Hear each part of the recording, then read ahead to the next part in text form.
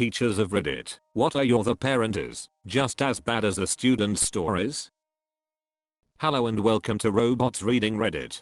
Today we are doing a spiritual successor to one of my most popular videos called Teachers of Reddit, when meeting a parent explains everything about the student. Enjoy.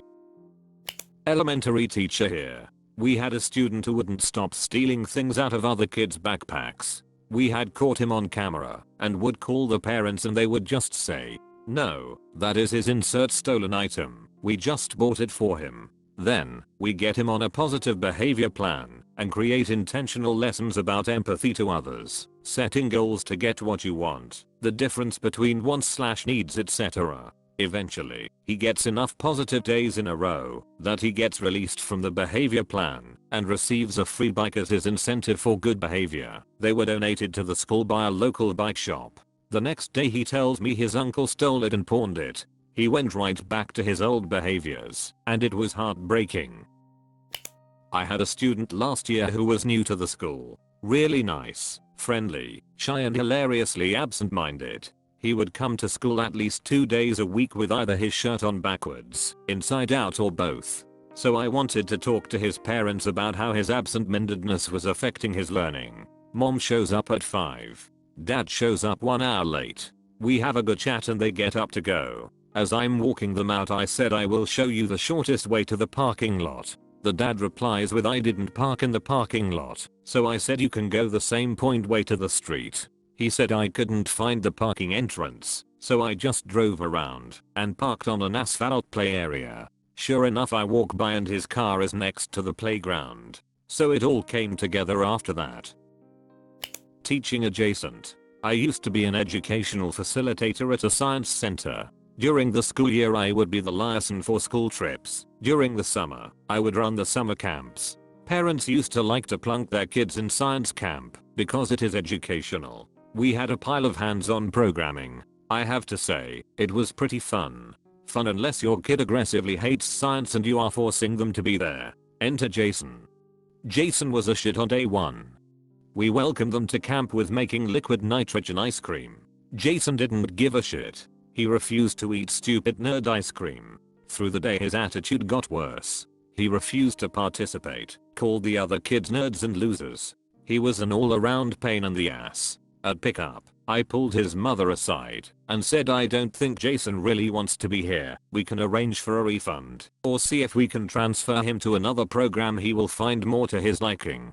His mother replied, "It's your job to make him want to be here. Clearly you suck at it." Great. Day 2.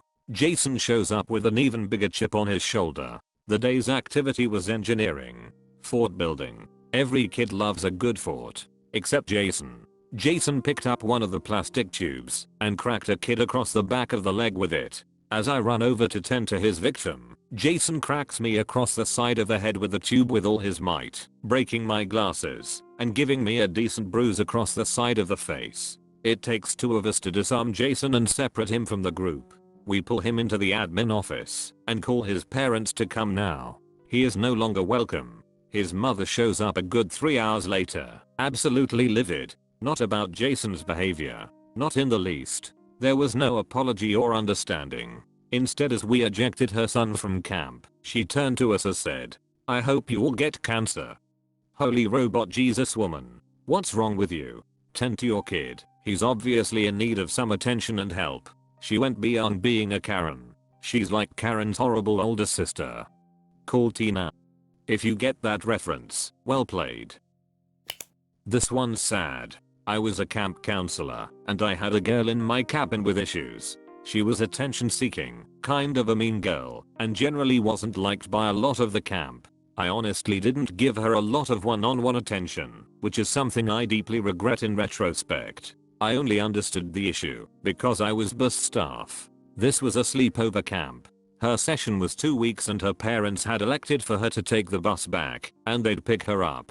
The bus was early, but plenty of parents showed up early. They were so excited to see their kids. As we got closer to pickup time, the crowd dwindled until there were just a few left. A staff member asked for the kids still there, so they could make phone calls. All but one were in traffic and on their way. My campus parents said no. They said they had 2 more days of freedom, they wouldn't take her, and said we needed to put up with her for a couple more days. They each said this individually and hung up. Neither responded to follow-up calls. Staff told me to go home, and they were left to figure that one out. My parents always hated me, but this was shocking to me. That someone's parents would absolutely refuse to let their 12-year-old into their house.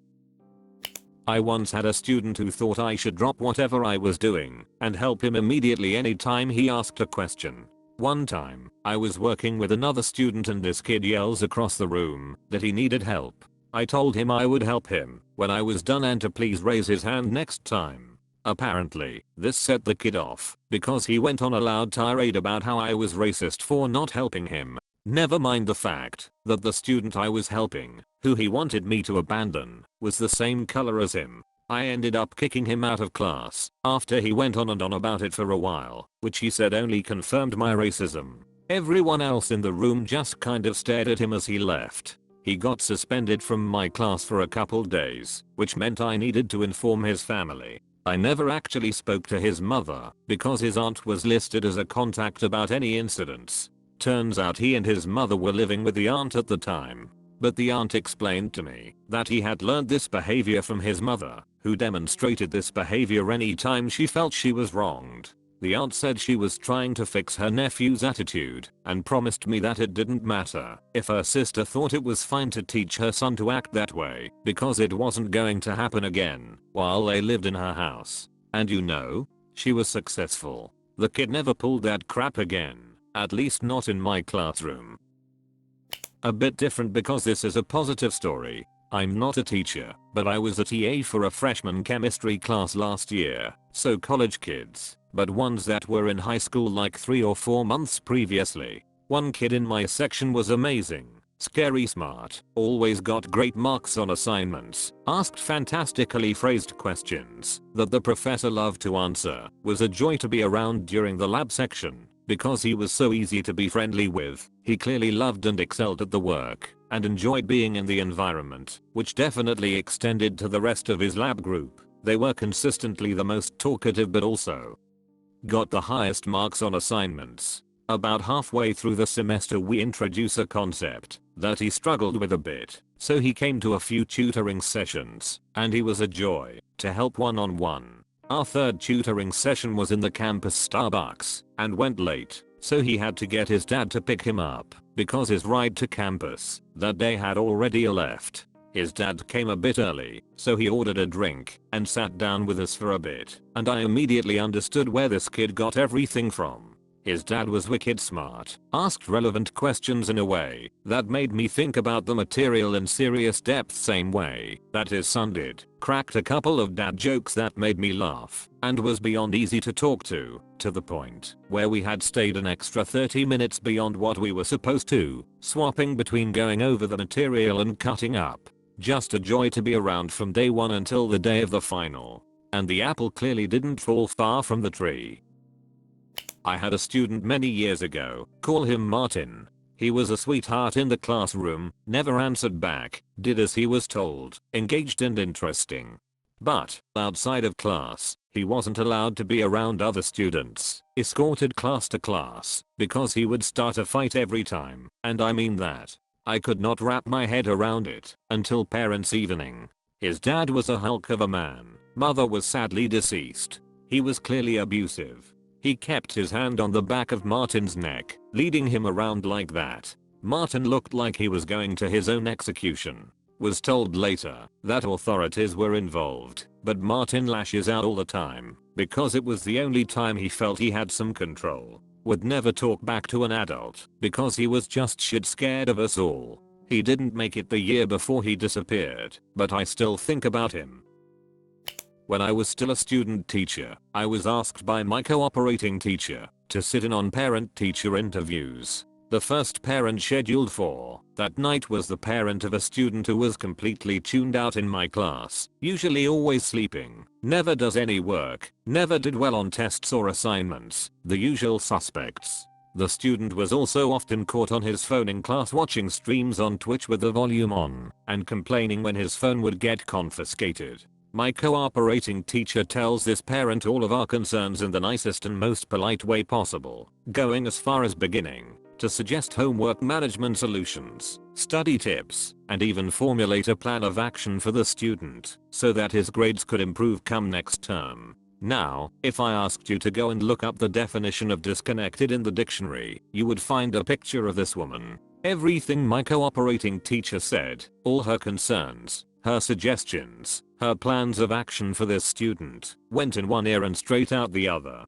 When the teacher finished voicing her concerns/suggestions, I kid you not, this woman blinks, like one of those I have no idea what you just said kind of blinks, pauses for about 5 whole seconds, then replies with, "How many students are in this class?" My eyes immediately bulged out of my head at that response. This wasn't a classroom size problem. This was a your child puts in zero effort problem. Still, the teacher politely replies with 26, relatively small for a school of more than 1,700 students. The woman stood up from her seat so violently that the teacher flinched and proceeded to storm out of the room mumbling, "Too many. Class is too big. Too many kids. Too many." My cooperating teacher and I were both speechless. It turns out that she went straight to the principal's office right after the interview and began to complain to her about the class size and how it was hurting her son's education. When the principal said that there wasn't much she could do about the situation, the parent began to complain about how I, the student teacher, obviously didn't know what I was doing for her kid to be failing, and that the student teacher should teach the class alone. Thankfully the principal backed me up, but I still couldn't believe what an airhead this parent was. We'll call it a video there. I think I'll make a part 2 someday, because so far I've only really scratched the surface on this thread. If you want more videos like this one, I recommend you check out this playlist. Or don't. Take care.